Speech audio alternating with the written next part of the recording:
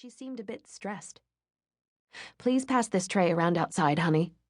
She glanced at the sky through the wide kitchen window. "And pray that the weather holds." Her request was understandable.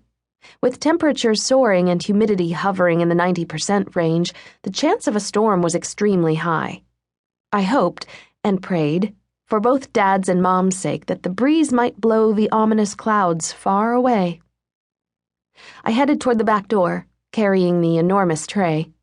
My mouth watered at the sight of the creamy, homemade buttermilk dressing smack dab in the center.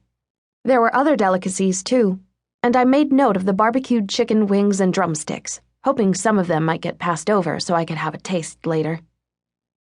Dad's party was in full swing. The gazebo was filling up with folks offering their best wishes for his early retirement. Gingerly, I carried the tray across the yard and up the white wooden gazebo steps. "Here's my girl," Dad said. His eyes lit up as he began making introductions. "This is my daughter, Mary. She's quite the photographer, so you may see her roaming the grounds, taking candid shots." "Hello, nice to meet you," I said, smiling and feeling terribly awkward, yet offering my courtesy. Dad nodded, obviously pleased that I'd made an attempt to chat.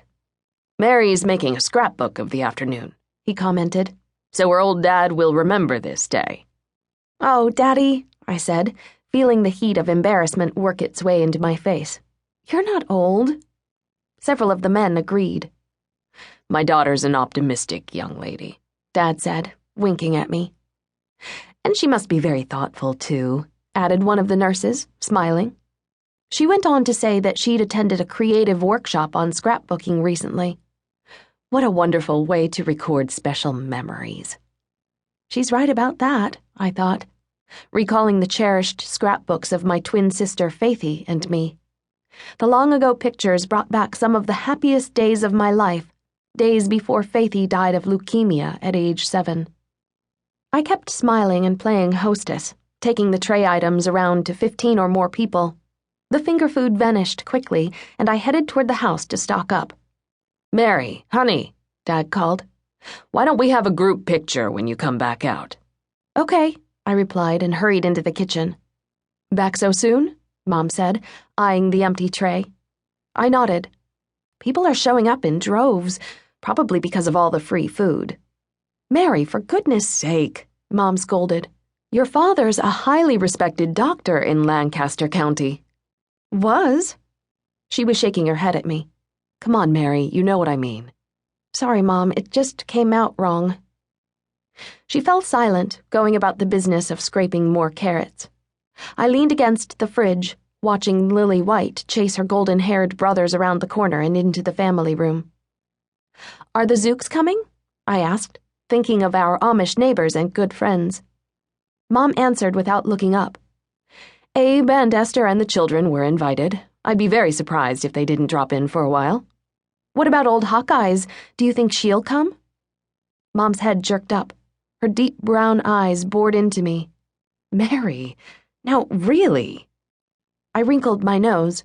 "Everyone calls Miss Spindler that, even the Zook kids." Mom shook her head.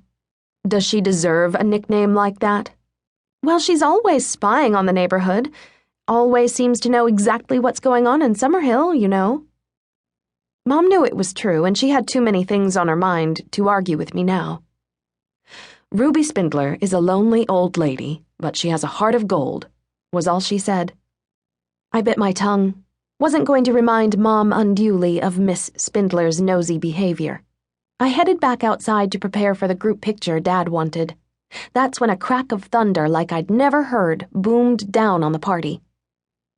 Abednego darted out from under the gazebo as though he'd been shot. He came straight for me across the yard, and if I hadn't stood perfectly still, he would have tangled up in my feet and made me fall, camera and all. Another deafening thunderclap followed, and I ran to the safety of the house. Inside, I set down my camera equipment and raced to the family room windows, hoping to see where my elderly cat had run for cover. Then I spotted him. His long black tail was pointing straight up as he dashed around the side of the house, heading for the road. "Yikes," I said, hurrying back to the kitchen. "What is it, dear?" Mom asked, scurrying.